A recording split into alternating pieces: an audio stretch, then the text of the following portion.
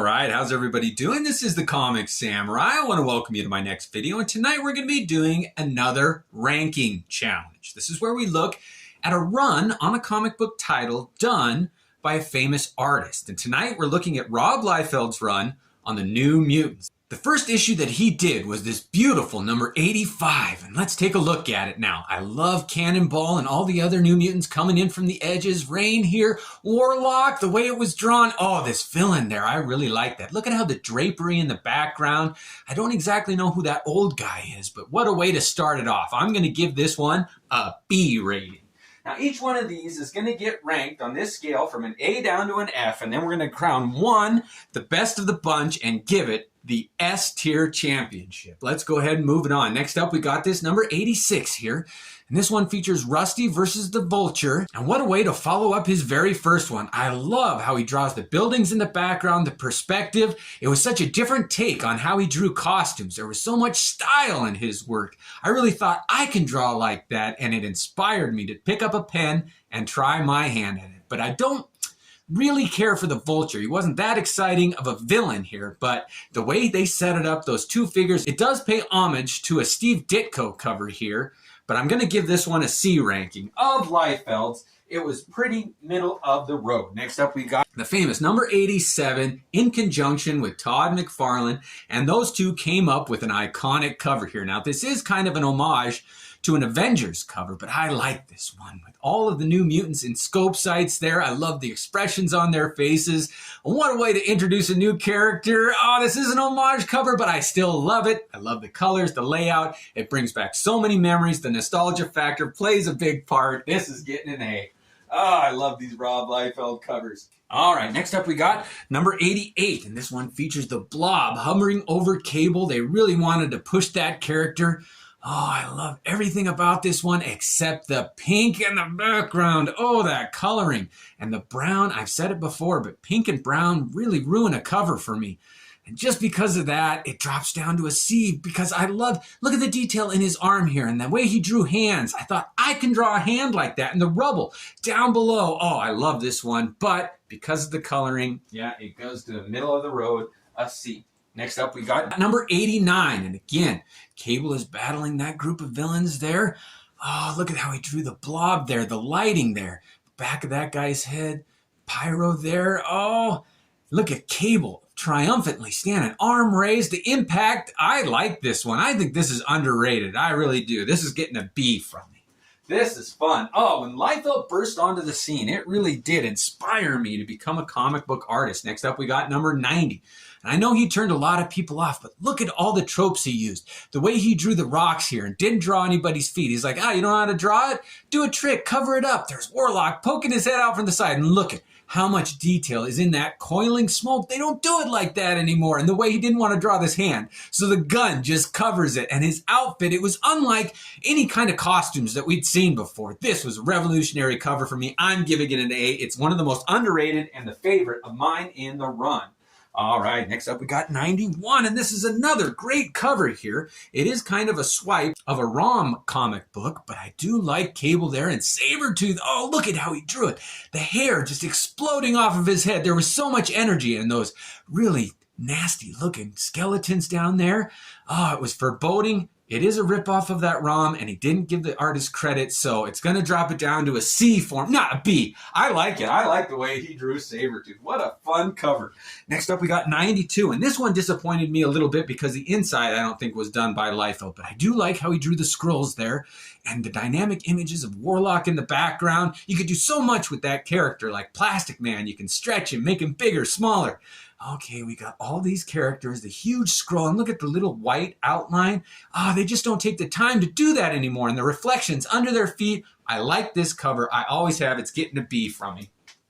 All right, we're moving it on to number 93 now, and this one's the first meeting between Wolverine and Cable, and like it says there, you knew it had to happen, and let's take a look at it. That green, look at how he does the action lines coming in from the edges all around, the dynamic pose of Cable, that mouth, how he drew it. It was so angular, and look at how he drew Wolverine. I loved his take on it. I redrew this cover here. I remember drawing those claws and using a ruler. It's like they were so straight, but the flares of color reflection off of it, I love this one, that blurb. This is an A. A. I love this cover. It's one of my favorites. All right, next up we got number 94, and it's another meeting of Marvel's Mutant Wolverine with Cable. Let's see here. Oh, this one is another swipe. He got it from a G.I. Joe image, and they had that Roadblock character carrying almost the exact same gun. I mean, it is almost a tracing. The bullets over his shoulder, everything. But Liefeld put his own spin on it, a little bit of flavor, a little bit of style. Look at how he did Wolverine here with the tears in his costume. They just don't do that anymore. The time that he took and those clouds and just the style of it. I loved it. Oh, it's all about style for me in this time, and it was way over function here. I love this cover. It's another A. Oh, Liefeld. It inspires me. I want to pick up a pen right now and draw. Next up is number 95. And if you're going to do the death of a character, this is how you do it. Rain is cradling that Warlock character who died here in the smoke off of his chest. It is the death of that character, and the blue in the background sets off by that orange and that yellow. And look at the action lines coming in from the edges here. Even the thumbnail up in that trade dress, I love it. The coloring is so well done. This is how you do pink. Subtly. It's not overpowering. His signature there, I love this cover. It's another A. I love that one. That is the most underrated New Mutants in the whole run. Death of a major character, my favorite New Mutant Warlock, I like that one. All right, next up we got number 96, and this one introduced the Beast, and I like Liefeld's take on that character. Look at how he drew Hank McCoy and those claws. Oh, he does look like a beast here, and those rippling muscles. The coloring on it, too, is just beautiful. I love those green laser beams coming out at the viewer. This is an amazing, underrated image, and I'm giving it an A. All right. Oh, I do like my Liefeld. I know this is going to be controversial, but it's all subjective, and I like this kind of stuff. This is number 97, and this. He introduced that trope of the halvesy-halvesy, where you can cover up half of Wolverine's face and imagine what it would look like if he had no mask, and then you can cover up the other side and imagine what it would look like if he was wearing a mask. Oh, those are my favorite. I love this cover. This is another A. The way he drew Cable, that big gun. You'd never seen a huge gun like that. The barrel wasn't round. It was like this oblong rectangle, creative. I just love that one. All right, this is each one of these seems just to get better and better. Next up is number 98, the first appearance of Deadpool. Now, I remember going to the San Diego Comic Convention the year that this came out, and this comic was everywhere in dollar bins. It was not very popular at the time. I picked up 4 issues that day, and this is the only one I held on to, but I love this image. All the New Mutants in the background, the 3 new figures they were introducing prominently in the foreground, split in half, the colors on this one, introducing Deadpool. I love this cover. It's getting an A.